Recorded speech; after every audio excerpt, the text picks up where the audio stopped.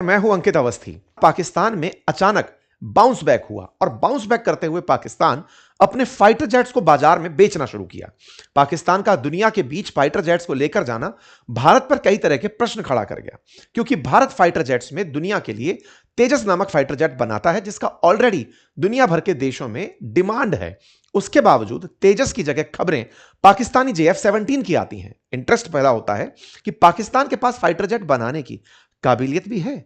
ऐसे में पाकिस्तान के फाइटर जेट्स को लेकर जो सुर्खियां हैं वो आज एक बड़ा ध्यान आकर्षित करती हैं, जब इंडोनेशिया पाकिस्तान से JF-17 परचेज करने के लिए चला आता है। इंडोनेशिया की तरफ से इंडोनेशिया के डिफेंस मिनिस्टर यहां के एयर चीफ मार्शल से मुलाकात करके JF-17 खरीदने को लेकर अपना इंटरेस्ट जाहिर कर देते हैं। साथियों, पाकिस्तान लगातार इन दिनों अपने फाइटर जेट्स बेचने निकला हुआ है। पाकिस्तान $4 बिलियन में लीबिया को अपना JF-17 फाइटर जेट बेच रहा है। यह खबर पाकिस्तान से जुड़ी खबर थी, रॉयटर्स ने इसे कवर किया था। इसके बाद खबर बनती है कि पाकिस्तान JF-17 फाइटर जेट को बांग्लादेश को बेच रहा है। फिर खबर बनती है कि यह $1.5 बिलियन में JF-17 को सूडान को बेच रहा है। आज एक्सक्लूसिव खबर बनती है कि पाकिस्तान JF-17 को इंडोनेशिया को बेच रहा है। इंडोनेशिया के साथ पाकिस्तान का यह डील ऐसे समय पर होना जिस समय पर इंडोनेशिया ऑलरेडी भारत के तेजस में इंटरेस्ट जाहिर कर रहा था, उस समय पर इंडोनेशिया पाकिस्तान के पास पहुंचता है और उनसे डिफेंस डील करता है। यह भारत पर एक बड़ा सवाल खड़ा करता है, कई तरह के सवाल। क्या हमारा तेजस इनकॉम्पिटेंट है? क्या तेजस को खरीदने वाले लोग अब पाकिस्तान से विमान खरीद रहे हैं? क्या भारत ने फाइटर जेट्स में लड़ाई हार ली है? क्या फाइटर जेट्स पाकिस्तान के पास उच्च श्रेणी के हैं? क्या भारत के फाइटर जेट्स को पाकिस्तान ने ऑपरेशन सिंदूर में जिस तरह से नुकसान पहुंचाने की खबर बाजार में फैलाई, क्या दुनिया उस खबर को मान गई है? चैनल पर नए हैं तो सब्सक्राइब कीजिए। अगर आपको जानकारी पसंद आ रही है तो साथियों से साझा भी कीजिए। हमारे नीति निर्माताओं ने, हमारी विदेश नीति के संचालकों ने जो भी कूटनीति उस समय पर रखी, यह बात अत्यंत आवश्यक है कि हमें इस पर रीथिंक करना होगा कि हम जीते हुए युद्ध में भी पाकिस्तान के फैलाए फेक नैरेटिव में कैसे फंस सकते हैं। पाकिस्तान हमारे एक जवाब को ना देने को दुनिया में अपनी जीत कैसे घोषित कर सकता है? जिस देश में घुसकर हमने इतने आतंकी ठिकाने नुकसान पहुंचाए हो, जितने एयरबेस को नुकसान पहुंचाया हो, उनके सिक्योरिटी सिस्टम को बर्बाद किया हो, वो पाकिस्तान दुनिया को हमारे द्वारा फाइटर जेट्स की संख्या ना बताने के कारण प्रोजेक्ट कर रहा है कि मैं विजेता हूं, और वो अपने प्रोजेक्शन के माध्यम से भारत की इमेज को नुकसान पहुंचा रहा है। भारत को आवश्यक है कि हमें जो भी हमारे सेलर रहे डिफेंस के, उनको पकड़ा जाए, कहा जाए प्रोडक्ट खराब था भाई, नहीं लेंगे, हमने अपना काम कर दिया, लेकिन प्रोडक्ट तुम्हारा खराब था।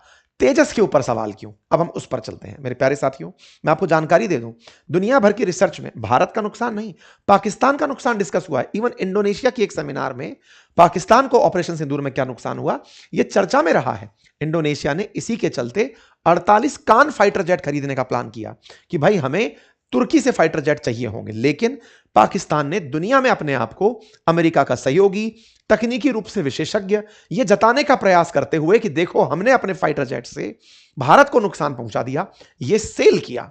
पाकिस्तान में इंडोनेशिया के जो राष्ट्रपति हैं प्रबोवो सुबियांतो, वो पहुंचते हैं, उनका भव्य स्वागत होता है, डिफेंस डील की बातें होती हैं, तस्वीरें निकल कर आती हैं। अंतरराष्ट्रीय स्तर पर ऑपरेशन सिंदूर के बाद पाकिस्तान का कद अमेरिका और ऊंचा करता चला जाता है। दुनिया अमेरिका द्वारा मिली इनकी इज्जत को देखकर इनके और प्रभाव में आती है कि जब अमेरिका इतनी इज्जत इन्हें दे रहा है तो सऊदी साथ चला आता है, तुर्की साथ चला आता है, लीबिया, सूडान, इंडोनेशिया, कि चलो भाई इनके साथ में हम डिफेंस पैक्ट कर सकते हैं। ऑपरेशन सिंदूर पाकिस्तान के लिए वरदान सिद्ध हो रहा है। पाकिस्तान उसे इस तरह से समझ रहा है कि हमारे पास में भारत द्वारा एक्सेप्ट ना किया जाना हमारी विन है। भारत ने फाइटर जेट्स की संख्या को इसलिए क्लेम नहीं किया। देखिए बड़ा इंटरेस्टिंग है, फाइटर जेट्स नहीं गिरे ये हमने नहीं बोला, हमारे डिफेंस चीफ कहते हैं कि 6 नंबर गलत बोल रहे हो। हमारी तरफ से प्रवक्ता बोलते हैं कि यह अभी आंसर देने वाली बात नहीं है, हमारे पायलट सुरक्षित आ गए। यानी कि आप अधूरा सत्य जो रख रहे हैं वो संदेह पैदा करता चला गया। कूटनीति में पाकिस्तान ने उसी को बेचा और वो बेच करके अपने आप को एक लेवल पर दिखाने में कामयाब हुआ। भारत की कभी बराबरी क्या साथ में दिखने वाला भी संभव नहीं था। पाकिस्तान आज अंतरराष्ट्रीय स्तर पर पिछले 6 महीने में विदेश नीति में अपने आप को मास्टर दिखा रहा है, और भारत जिसके पास सब कुछ है, विदेश के साथ विदेशी संबंध, फॉरेक्स रिजर्व, दुनिया की 5th लार्जेस्ट इकोनॉमी, एकदम रॉक सॉलिड बढ़ता बाजार, सब कुछ है, उसके बावजूद वो इनके नैरेटिव जाल में फंस गया है। हमें इस विषय पर सोचने की आवश्यकता है। हमें सोचने की आवश्यकता है कि जिस तेजस ने पार्टिसिपेट नहीं किया वो कैसे मारा गया। मारा गया एक और डील में। आपको पता होगा दुबई के अंदर अभी एक शो हुआ था, दुनिया भर के फाइटर जेट्स को वहां पर शो के लिए भेजा गया था। वहीं पर हमारा एक फाइटर जेट क्रैश हो जाता है। नवंबर 2025 की खबर बनती है। तेजस का क्रैश होना पाकिस्तानियों ने फिर से दुनिया में बेचा कि ये बेचेंगे, देखिए अपना तेजस जो शो के लिए आया था वही चल नहीं पाया और वो वहां पर भी अपना फाइटर जेट शो कर जाते हैं। हमारा देश का पायलट चला जाता है, हमारा फाइटर जेट खत्म होता है और डील में अंतरराष्ट्रीय स्तर पर JF-17 प्रदर्शनी लगा देता है। विचारणीय है कि JF-17 में इंजन रशियन लगा है और तेजस में इंजन अमेरिकी है। उसके बावजूद भी अंतरराष्ट्रीय स्तर पर अमेरिका पाकिस्तान को फेवर करता चल रहा है और भारत रशिया का करीबी होकर भी तेजस को बेच नहीं पा रहा है। A lot to think. आप लोग इस विषय पर क्या सोचते हैं? आज का ये सेशन विचारने का है, आपको सोचने का है, ये एक फॉडर है। सरकार भी इस विषय पर विचार करे। आप में से बहुत सारे हमारे ऐसे लिसनर्स हैं जो नीति निर्माता हैं, जो हमारे देश के अंदर थॉट प्रोसेस को ब्रेनस्टॉर्म करने में मदद देते हैं। ऐसे जो भी हमारे दर्शक हमें सुनते हैं उन सबसे गुजारिश है कि इस विषय पर हमें मंथन की आवश्यकता है। भारत का नुकसान नहीं हुआ।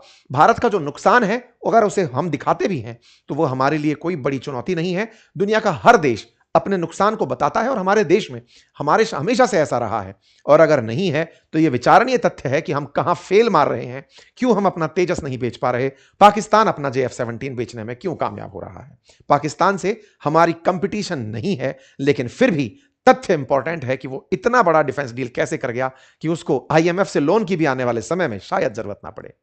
बेचने की खबर लेकिन जो सबसे ज्यादा निकल कर आना शुरू हुई वो ऑपरेशन सिंदूर के बाद हुई। इसीलिए एक बड़ा सवाल यह बनता है कि पाकिस्तान का इंटरनेशनल एक्सेप्टेंस इतना कैसे बढ़ा, या फिर फाइटर जेट्स के मामले में पाकिस्तान अल्टीमेटली दुनिया को क्या यह कहने में कामयाब रहा कि जो भारत के जो हमने फाइटर जेट गिराए थे वो हमारे JF-17 ने गिराए थे।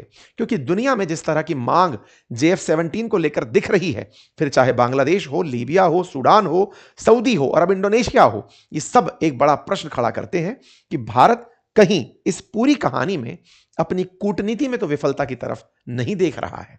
क्या दुनिया को अपनी बात बताने में हम अमेरिका के द्वारा फैलाए और चीनी प्रोपेगेंडा में फंस तो नहीं गए हैं? आइए इस बात को थोड़ा और गहराई से समझते हैं।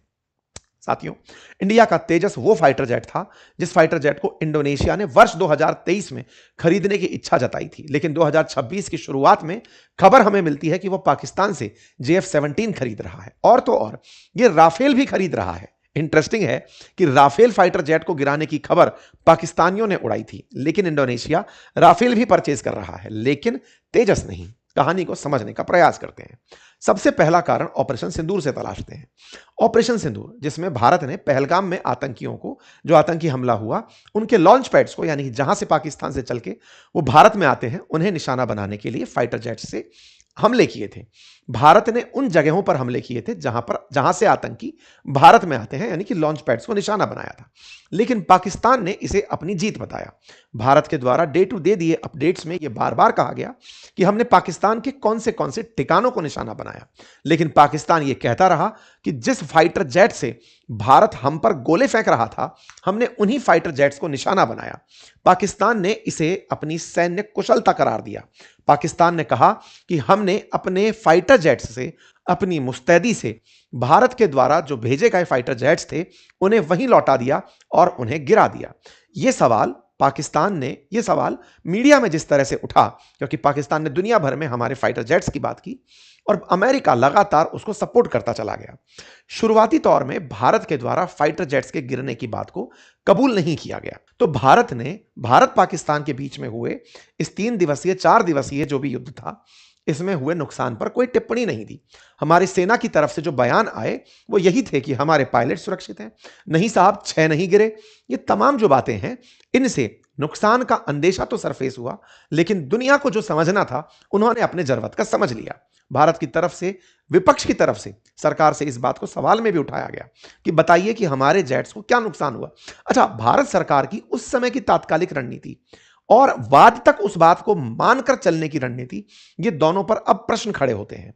दुनिया का कोई भी देश अपने जख्म नहीं छुपाता। अमेरिका तक जब वेनेजुएला के मादुरो को उठाया, ट्रंप उसी समय पर बोलते हुए दिखाई दिए कि हमारा हेलीकॉप्टर को नुकसान हुआ था। मतलब यह है कि दुनिया को अगर परेशानी हुई है वो उसे एक्सेप्ट करते हैं।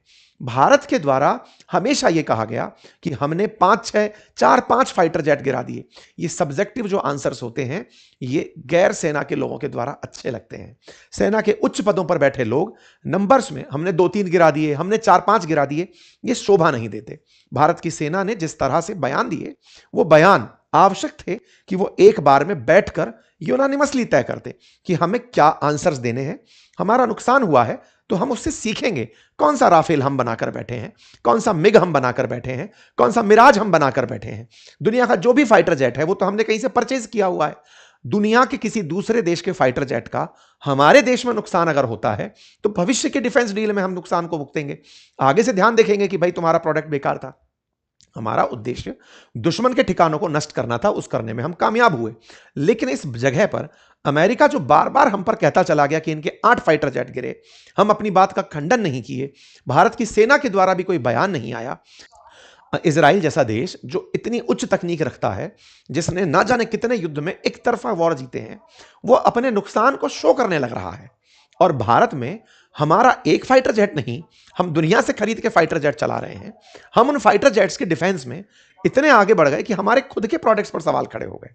आप सोचो, मादुरो को उठाने के लिए जब ट्रंप की सेना गई तो उन्होंने बकायदा अपने उसी शुरुआती तौर में कहा कि भाई सुनो, हमारे फाइटर जेट्स को नुकसान हुआ था। इन्होंने बकायदा अपनी तरफ से जानकारी दी कि हमारे हेलीकॉप्टर को नुकसान हुआ था, हालांकि कोई हताहत नहीं हुआ। तो भारत ने जो भी स्ट्रेटजी रखी, क्या वो स्ट्रेटजी आज हमारे तेजस की सेल पर सवाल खड़ा कर रही है? यह बड़ा सवाल है। फिलहाल के लिए आपके सामने JF-17 की एक तस्वीर है।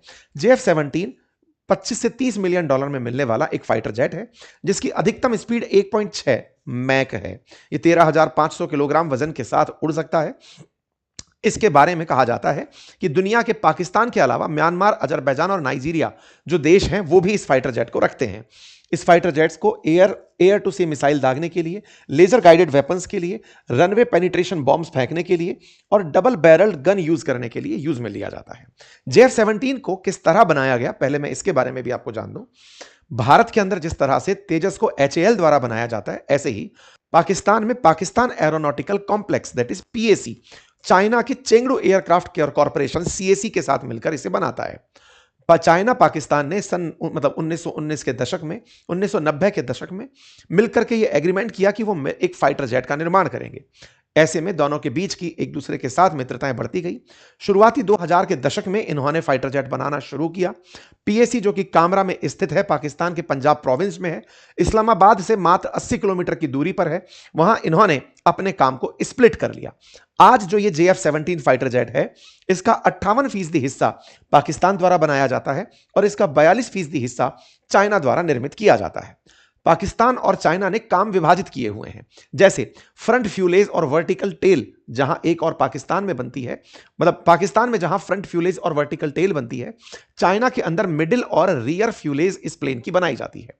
चाइना के अंदर, रशिया का इसके अंदर इंजन यूज किया जाता है और ब्रिटिश के द्वारा, ब्रिटिशर्स मैन्युफैक्चरर्स के द्वारा, जैसे मार्टिन बेकर, उनकी सीट जिसके साथ में इजेक्ट बहुत आसानी से किया जा सकता है, वो सीट इसके अंदर लगी हुई है। रशियन इंजन है, फ्रंट फ्यूलेज खुद बना रहे हैं, टेल खुद बना रहे हैं, मिडिल हिस्सा चाइना वाले बना रहे हैं। असेंबल कुल मिलाकर ये पूरी तरह पाकिस्तान में होता है।